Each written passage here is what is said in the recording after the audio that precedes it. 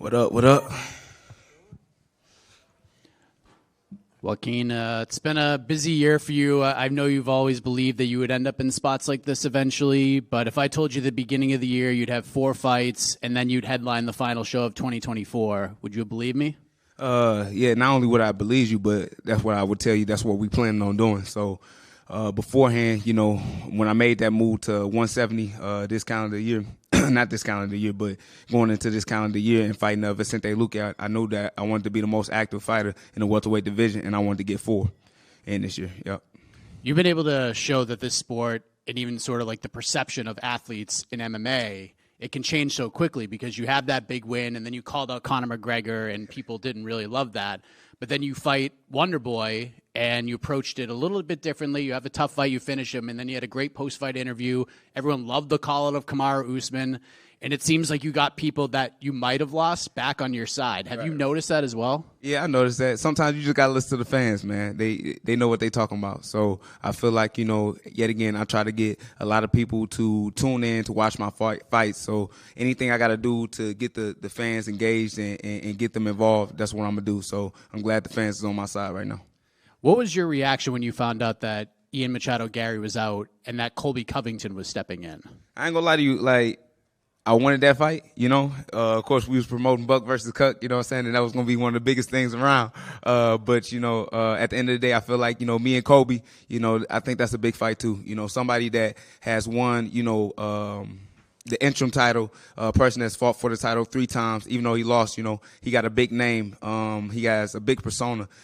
He got, you know, big connections, you know, of course, like with the president. I don't even know if the president's going to be there, but if somebody like that is watching my fight, that's going to be a big deal, you know. It's historic. So with that being said, I feel like the Colby fight is way bigger than the Ian Garry fight. I saw a clip on social media earlier today of Colby saying he didn't even know who you were and that you were irrelevant and that you beat a couple of guys. Why you lying, Colby? Why you lying? So that's the funniest thing. We'd already met each other before, you know, and this would be our, I think, 3rd time meeting each other again if we get to face off. But, you know, I didn't already met this guy, and I feel like the dude that he portrays is obviously a character, and everybody knows it. You know what I mean? Like, it's not a secret. Like, everybody knows, like, you know, he's trying to do, like, the WWE persona, you know, and I feel like it got him very far and got him exactly where he needs to be. But now it's kind of, you know what I'm saying, it's getting old, and it has no value anymore. So I feel like right now is a great opportunity to kind of use this fight to kind of push my name and push my brand. And then last thing for me, a win on Saturday puts you in a pretty interesting spot because we just saw Ian fight Shavkat, and it was a close competitive fight. But but it was boring though, you know. Not a fan of it. Yeah, not at all. Because yet again, you got 2 undefeated guys. You got one that's a finisher and one that's a sniper. And I was expecting one of these guys to go out there and give it their all and kind of really, you know, not just remain undefeated, but take somebody's oath for real, you know. And that's why, you know, a good finish. And especially when you got that title on the line and you know that you could be next, or you know you are going to be next to fight for that title. Like, you got to go out there and perform like that. And neither one of them did. Yep. Joaquin, do you think this almost worked out for the best, right? Because let's say you fought Ian and then you beat him. There's a chance you never get to fight the guys like Colby Covington who have sort of been at the top but maybe not there anymore, right? But now is the perfect opportunity for you to beat someone with a name, take that name and go on forward with it. Do you think this is like the sort of worked out better for you in a way? Yet again, like when I answered before, I think Colby Covington is a bigger fight than Ian Garry, yeah. How do you rate his skills, though? Obviously, personality and name-wise, we know he's a big deal. But his last fight against Leon, a lot of people weren't sort of impressed with his outing that night. What do you think of his skills and where is he at currently in his own career? Right. Well, you know, that's up to him. You know, we can all judge off the last performance. He wasn't that good. You know, I feel like the best performance that I've seen from Colby Covington was against either RDA or Jorge Masvidal. Like, that was one of his prime conditions where he was just pushing the pace and just showing his dominant style. But yet again, you know, he said he took another year off to kind of get back to that person that he was. So I'm expecting the best version of Colby, but I feel like even the best version is no match for me. You talked about how you've met him before and, you know, you sort of come up watching Colby and doing his shtick and everything like that. So in a way, is it almost like because you know the shtick and everything, there's nothing he can really say that can rattle you, right? He said what he said to Leon, which obviously got Leon fucking pissed off. But is there anything he can really say that can get under your skin because you know what you're dealing with here? I mean, I'm not saying it's nothing that he can say. If he do his homework, like, he can bring up some things, right?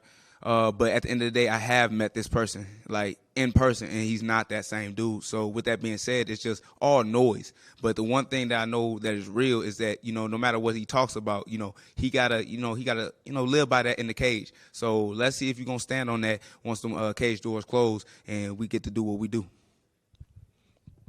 And what have you made of the Colby Covington persona? Like, he's, Ian Garry, like, doesn't like him at all, but, like, some people find him funny. Like, what do you make of him? I mean, he doing whatever he needs to do in order to promote himself. But I feel like, yet again, you still got to be authentic with it. It's just like Conor McGregor. You see him and you see how, he pushes his brand and how he acts. But, that's still him. That's still Conor McGregor. It's just you turn up the volume for certain things. Alex Pereira, the authentic person that he is. And he don't even speak English, But people still love just the realness about him. So it's just like, just be yourself, And be able to turn up the volume on that.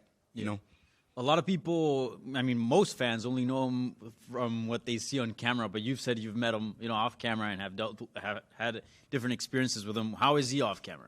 A regular dude, bro. Like, that's the funniest thing. So when I trained out in Miami with MMA Masters, this was right before he had to fight with Kamaru Usman, But before I met him, I knew that he trained down there. I didn't know what to expect, Because, yet again, I only known him from all the stuff that he does on camera. But when I seen him, just a chill dude, just like, what's up, man? I'm like, how you doing, bro?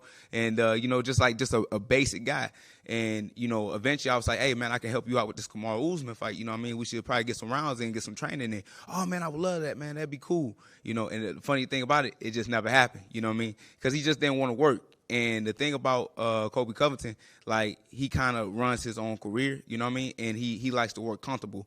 And the thing about me is like, even though I kind of do the same thing, I don't like working comfortable. Like, I like working with new guys. I like working with guys that are hungry, and I like putting myself in a position where it's going to make me better. And that's why I feel like he lost those big fights. It's because he was always training comfortable, and he wanted to train with, guys that was going to push him. And with that being said, it's funny how he was scared to just train with me, and now he's stepping in the cage with me. Yeah. And I feel like, for real, like, Colby's been quiet, and he hasn't been saying anything because he know the truth. Like, I think he's really nervous to step in that cage with me later on. Yeah. And I wanted to ask you, Colby, didn't look so great in his last fight. A lot of people are saying, oh, he's probably past his prime. What do you think? Yet again, that all depends on the person. Even if he was in his prime, I feel like it's just like, it's no match for me. Like, even if he's in the best shape of his life and, he goes out there and be the best Colby, I feel like the type of style that I bring is just he going to be running into a brick wall. Yeah. And after his loss to Leon Edwards, he was calling for a rematch. He was calling for Stephen Wonderboy Thompson. It seemed like he wanted all kinds of things except fight like the young. Right. He want to fight 145ers, man. He want to fight Patty Pimblett, Dustin Poirier, Charles Oliveira, guys that's not, welterweight fighters and stuff like that. So I feel like, in my opinion, this might be his last fight on his contract. I'm just assuming that, if you want to fight and it's going to be your last one, you want to, go off on top, right? And I really feel like, with that being said, he had no choice but to take this fight because it's his last one. So I was going to ask you, like, are you surprised that he took it? Because a lot of people, when they saw Colby Covington names pop up, be like, short notice, Joaquin Buckley, like, seriously? I really feel like he had no choice, It's either fight or leave, retire, you know what I mean? So it is what it is. Yeah. Lastly, Shavkat Belal, who do you think wins out? I'm going with Belal on this one. And funny enough, not only am I going with Belal, I think Belal could get a finish in this one, via submission. Joaquin, I just want to go back to kind of one of the original questions. What were you specifically not impressed with Ian Garry in the Shavkat fight? Yet again, they didn't let it go. Like these are the type of guys that had the ability to finish one another, and they pretty much chose not to, right? You see Ian Garry, damn near trapping himself in I think he had like a body triangle on Shavkat. You can't do anything in that position. You got to, buckle. You got to move to a hip. You got to get to your feet and get the fight where it belongs. With Shavkat, that he's a finisher, right? But it looks like he was trying to grapple the whole time and just clinch up against the cage. So neither one of the guys kind of let it go. And I feel like, it kind of disappointed the fans because they really wanted to see something special that night. And then going back to like the fans' opinion of fighters, like how much do you really have to take that into account, right? Because you saw kind of two things that night. Like, people kind of switched on Bryant Battle. You know, he went out in France. He had that thing on the microphone. Everybody loved him. And then he missed weight, and he arguably gets a split decision against Randy Brown. Everybody doesn't like Bryant Battle right now. And then with Ian Garry, the fans were like, right, it switched up. Yeah, it switched up on I mean, for real, you know, you shouldn't worry about the switch up. But with Brian Battles, it's kind of stupid because I think people could have still been on his side. You know, I don't know why you know, flicking off, you know, in Vegas. You did miss weight, you know. Like, as a professional, you know, and this ain't the first time he missed weight either, right? I remember back in the day that we was going to try to set something up for Boston. And I told him, one thing I need you to do is just make the weight. Because at the end of the day, that's what it takes, you know, in order to step into the cage with somebody that also put that same work ethic in with you. You know, y'all both made the same sacrifices, so y'all both get the reward where we get to fight one another. You know, I feel like you shouldn't be able to step in that cage if you're not able to make weight. But with that being said, it's just like, bro, you know, take your L with the fans, you know, just because they booed you and stuff like that. And plus, it wasn't like a crazy performance from Battles anyway, you know. That was the first time I seen my man turn into a wrestler. So it's just like, at the end of the day, it's just like, you know, listen to the fans, you know, and when you listen to the fans, bro, you know, they'll turn around and, yeah, they got your back. And then you got a chance to tie buddy yours, Charles Johnson with 4 wins. Yeah, exactly, man. Did you see Pantoja in the post-fight? They brought up Charles Johnson, and he kind of went, who? I don't know if he. Oh no, I missed that. So they asked him about Charles Johnson, and he said, "Who?" I think he was pretending to not know him. Right. But yeah, I don't know that, but you know, at the end of the day, I feel like, you know, the UFC already tried to find somebody outside the organization, so now it's time to find somebody that's in the organization. And obviously, they had a couple people, you know, that failed, you know, that could have fought Pantoja, but ended up losing to, you know, two big names, like, you know, Tosuro and what's the name? Amir Abazi. You know, they both had their opportunities, but they both lost. So I feel like now you got to go searching within the, you know, rankings and just pull up a guy and give him a shot. And Charles Johnson should be that guy. cheers, bro. Just a quick one here. This is obviously a big fight in the division. So we know that Shavkat's next for Belal, but do you feel like you went here and your next fight is the one? Man, I feel like I'm leapfrogging over Shavkat. Really? Know? Yeah. And I feel like he injury prone too. Like, I feel like he always getting injured. Some always wrong with him. So he might not even show up to the fight, and it might just be me and Belal next year. You know, but yet again, the performance got to speak first. You know, yet again, I can't just go out there and just get my hand raised by, you know, a split decision. Then I don't want it. But if I go out there and do what I know I can do, you know what I'm saying, get a good knockout of the year, yeah, bro, I'm taking my belt. Yeah, so what does that look like? Like putting him away, devastating fashion, and getting on the mic? That's all I know. Yep. And then plus getting on that mic, man, and talking my shit. Yep. Nice. Good luck. Thank you. Appreciate y'all.